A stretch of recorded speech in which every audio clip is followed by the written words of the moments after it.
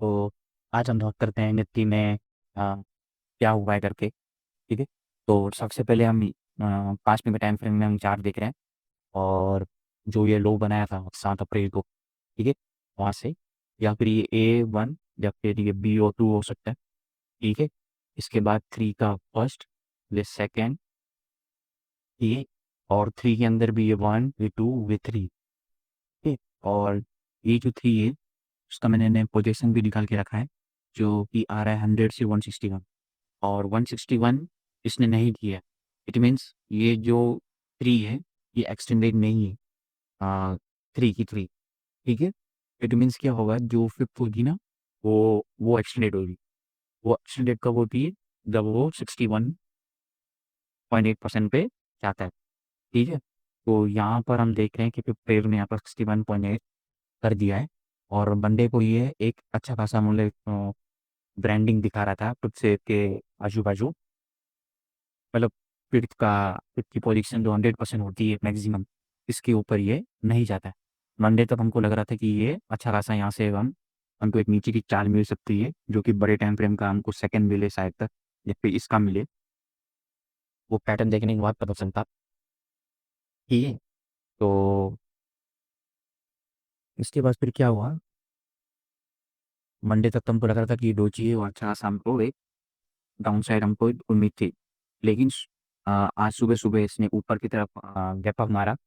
ठीक है। और जैसे ही इसने नीचे की तरफ 38% तोड़ा, तो ये पैटर्न करेक्शन हो रही है। ये ए और ये बी और ये सी, तो ये इरेगुलर इरेगुलर फ्लैट करेक्शन हो गई। आपको दूसरे चार्ट में दिखाता हूँ। ठीक है। तो यहाँ पर जैसे फिफ्थ लगी। ठीक है। और सुबह सुबह खुला यहाँ पर, तो मुझे लग रहा था कि क्या पता, हो सकता है कि फिर अभी भी थर्ड वेव कंटिन्यू हो। लेकिन जैसे जैसे ये नीचे आता गया यहाँ पर, करीब करीब 10 बजे के आजू बाजू, तब से जब इसे 3% रिप्लेसमेंट तोड़ी, तो ये पूरा ए और ये पूरा बी बन गया। और मुझे इसके अंदर इम्पल्स भी मुझे नजर आ रही है, पर 1। ठीक है, यहाँ 1, ये 2, ये 3, ये 4 और ये 5। ठीक है। और ये हो सकता है कि ये 2 हो या फिर बी हो। जिस हिसाब से ये ऊपर गया है, हो सकता है कि ये करेक्टिव वे में जा रहा है, क्योंकि मैंने चेक किया है यहाँ पर इम्पल्स के लक्षण मुझे नहीं दिखाई दे रहे हैं। तो दिख रहा होगा आपको, हाँ, 4 कैंडल बनी है। हाँ, इस डे के लिए, तो उसको तोड़ने के लिए इसने कितनी कैंडल दी, ऑलमोस्ट 8 कैंडल। ठीक है, 9 कैंडल, ऑलमोस्ट 10 कैंडल लिए, जो कि कंफर्मेशन रूल को फॉलो नहीं करता है। अ, अगर इसने 5 कैंडल लिया तो वो एटलीस्ट 5 कैंडल या फिर 5 से कम के अंदर ही इसको ऊपर की तरफ तोड़ना तोड़ना चाहिए, तभी इम्पल्स गिरा तुझे। ठीक है। तो मुझे ये अभी भी करेक्टिव लग रहा है। हो सकता है कि ये फर्स्ट हो या फिर ए हो, और ये 2 या फिर बी हो। तो हो सकता है कि वेनसडे को हमको साइडवेज टू नेगेटिव हमको दिखाई दे। और मैं आपको बड़े टाइम फ्रेम का चार्ट भी दिखा देता हूँ। अ, आप ठीक है।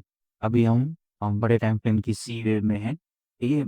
और जैसे ही यहाँ पर ये सी खत्म होती है, तो वो बड़े टाइम फ्रेम की बी कंप्लीट होगी। फिर हम वापस एक नीचे नीचे आएंगे इस सी को करने के लिए। ठीक है। अभी भी हम थर्ड वेव के अंदर ही है। पता नहीं थर्ड वेव कब कंप्लीट होगी, मतलब ऐसा फिर फोर्थ और फिफ्थ भी करनी है। इन एट सोर्स क्या होता है, शॉर्ट मत करना। ऐसा अगर करना भी है तो आप इंट्राडे के अंदर कर सकते हो। ठीक है, घर लेके आने की जरूरत नहीं, क्योंकि कुछ भरोसा नहीं थर्ड वे का, क्योंकि पर्सनैलिटी ऐसी भी वो गैप अप करके ही ऊपर जाती है, तो उसमें लॉस होने के चांसेस ज़्यादा। ट्रेड भी मारना है तो आप इंट्राडे कर सकते हो, बाय और ऊपर या फिर सेल के लिए। लेकिन अभी शॉर्ट सेलिंग थोड़ा सा नहीं करो तो अच्छा है। लेकिन संकेत ऐसे आ रहे हैं, ऑलमोस्ट सिग्नल ऐसे मिल रहे हैं कि अभी भी थर्ड वेव कंप्लीट हो सकती है, और फिर फोर्थ वेव के लिए हमको यहाँ पर एक अच्छा खासा नीचे राइट से मिल सकती है, जो कि अ, जब मैं बात करूँ, ठीक है, तो 23 से 50% यहाँ पर, जो कि लेवल आ रहा है 23,440 मोटा मोटी, और 23,350 के आजू बाजू। ठीक है। यहाँ तक आ सकता है 4th वेव के लिए। और अगर ये 30% को तोड़ देता है, तो फिर तो ये नीचे का गेम शुरू कर देगा।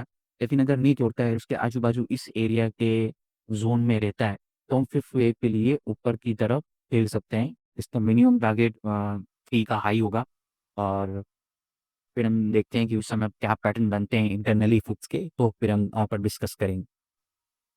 तो आज के लिए इतना काफ़ी है। मिलते हैं नेक्स्ट वीडियो में।